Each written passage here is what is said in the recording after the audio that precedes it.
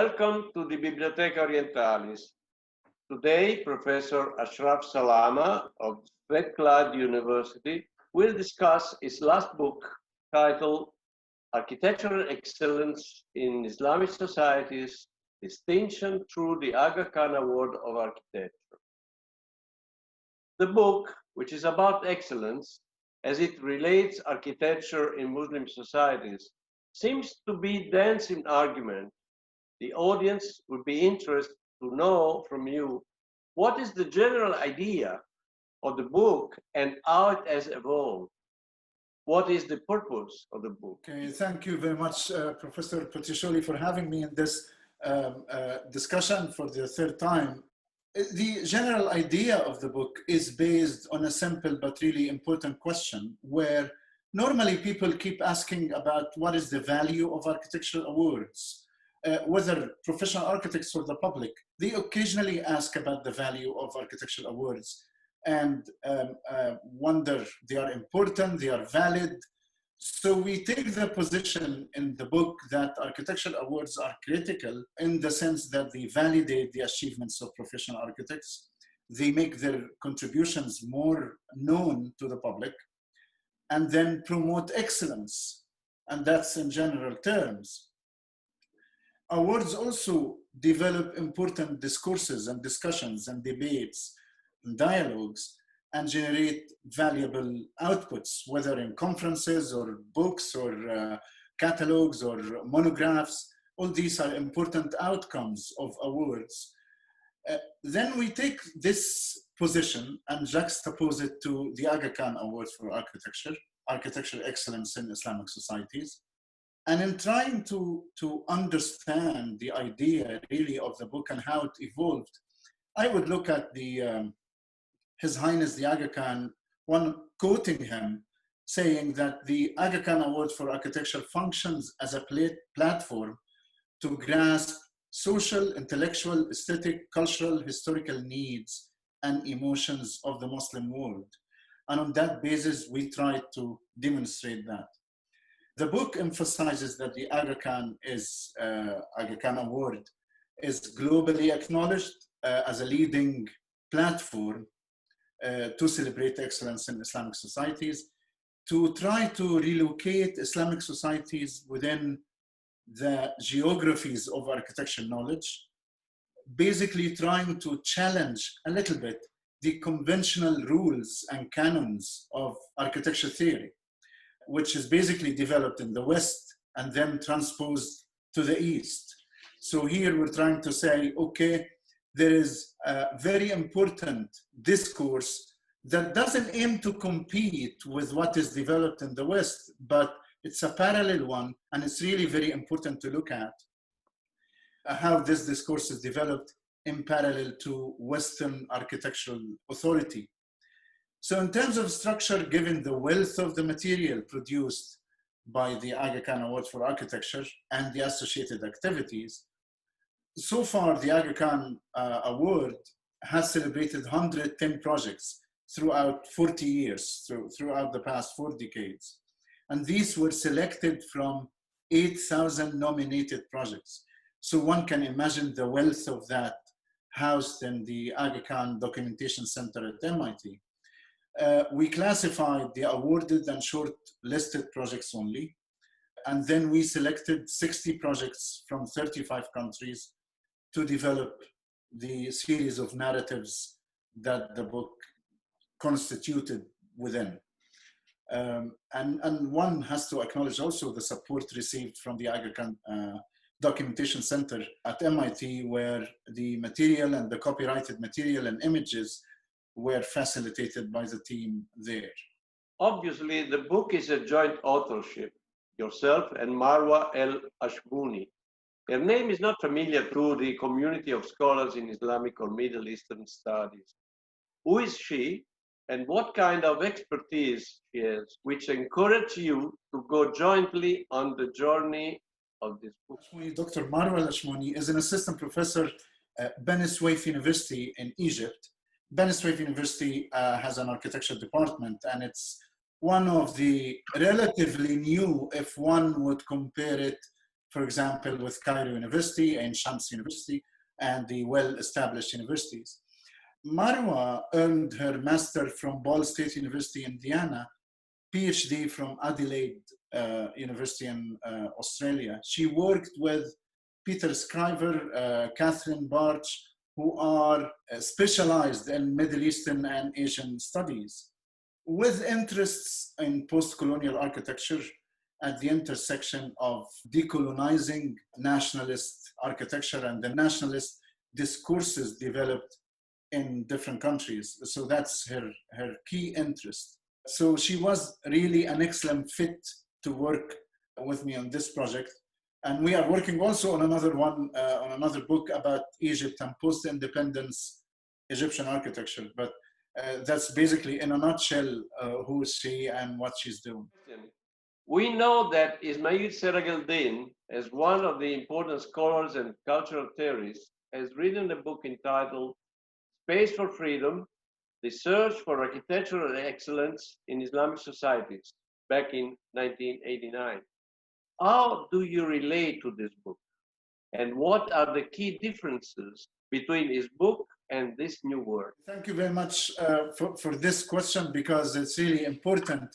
The book of Space for Freedom by Ismail Serageldin was developed to celebrate the first decade, the first 10 years, and the achievements of the Aga Khan Award for Architecture, focused on the role of the award in generating an intellectual environment, on culture, on issues related to conservation, which were really important at the period where the book was developed. In the current book, we basically focus on 40 years. So it's a huge difference in terms of the time frame. We look at architectural excellence, believing that it has significantly developed into many achievements, not the ones that were limited to the first 10 years of the Aga Khan Award for Architecture celebration as portrayed in Ismail Serageldin's book. So we felt that it's really important to have these projects, but also debate them within a framework and within a narrative. And that narrative focuses on, as I mentioned earlier, trying to create a parallel discourse that is not competing with the Western discourse, but at the same time complementing it. It's working with it. And this is where the importance of the book lies, the current one.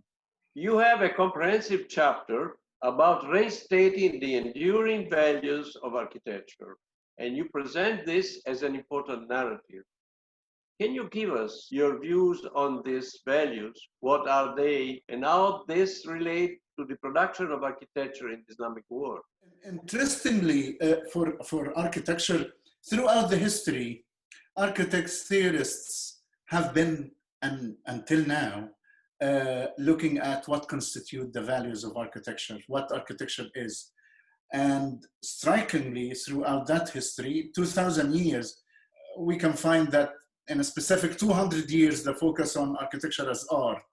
Then 200 years later, architecture as technology, as engineering, as social act or social process. The issue with this is that within these views, the clear values of architecture as a profession are forgotten or ignored or oversimplified. So here in this narrative about the enduring values, we identify 6 important elements that we believe necessary for architecture to endure. And these are people, technology, beauty, time, place, and cost. So these important 6 elements are debated throughout the entire book, but also with a focus here in this specific narrative on the Chairman's Award and how architects who have received the Chairman Award celebrated or dealt with these 6 elements, whether Hassan Fathi, Refat Jaterji, Geoffrey Bawa, and even including Oleg Grabar in terms of his writings. So we looked at these 6 elements in the works of those 3 architects and the eminent historian Oleg Grabar, and then we tried to develop the narrative based on their work. Of course, their approach is very, very different. Hassan Fathi's approach is very different from Bawa's approach, very different from the work of Refat Jaderji, which is mostly postmodernist. But at the same time, the same values, they share the same set of values about people, technology, beauty, time, place, and cost in many different ways, which manifest the views and perceptions of excellence. You mentioned that the book presents a series of narratives on conservation, sustainability, socio-cultural aspirations, modernity, and identity, to name a few. Can you give us an overview of these narratives, and how do you see the role of the Aga Khan Award for architecture within this narrative? And how do you see this role moving forward? Thank you very much for the question. This is about basically the entire set of narratives within the book. First of all, each narrative is based on a selection of projects, not necessarily or only the awarded ones, but also the shortlisted ones. They are discussed briefly individually and then collectively through a critique of the values of excellence.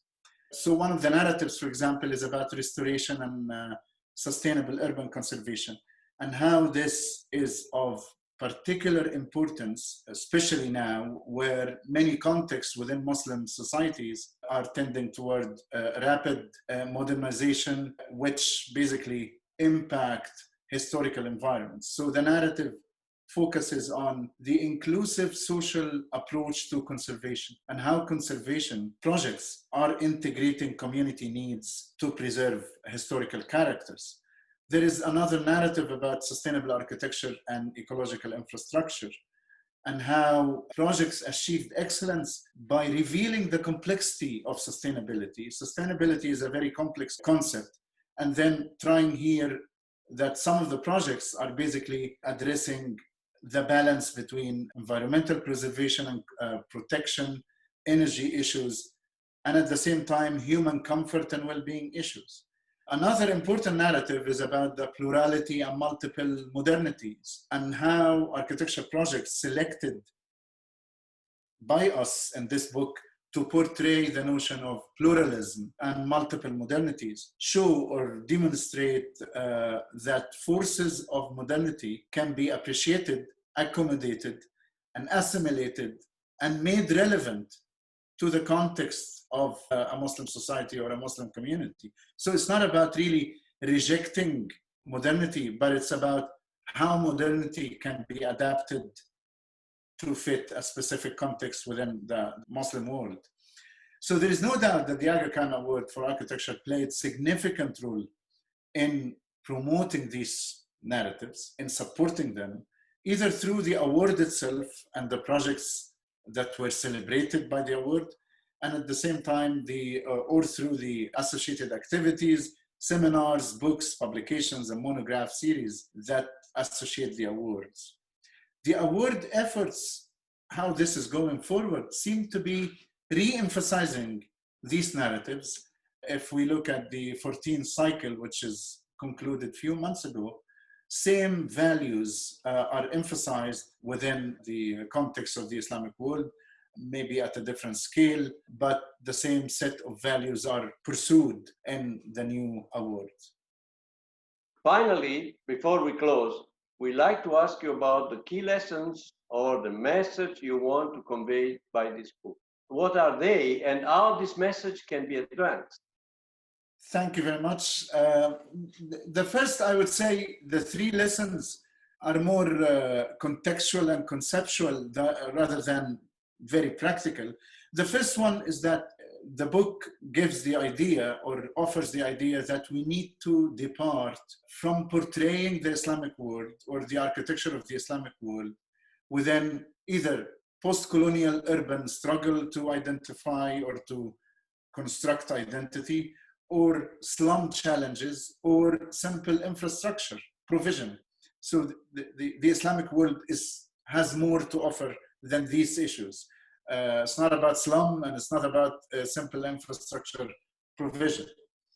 The second one is about how the award have really contributed to expanding the scope of architecture practice. So it's not only about designing a good building. Yes, some of the awarded projects are in the form of one single good building, but also it expanded the view of architecture to include ecological infrastructure, community projects, engagement with nature, housing developments, revitalization projects, and these go beyond the typical scope of architecture practice.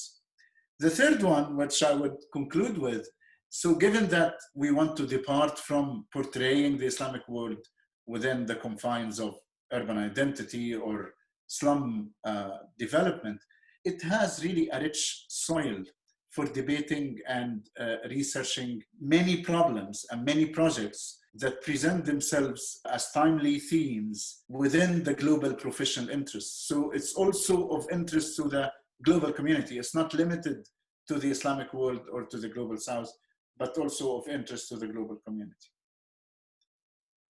Thank you very much, Professor Salama. I wish you a very serene summer. Thank you very much, Professor Petruccioli, and I hope really to be able to get a good summer, at least a couple of weeks, although travel is difficult, but we'll see. Thank you.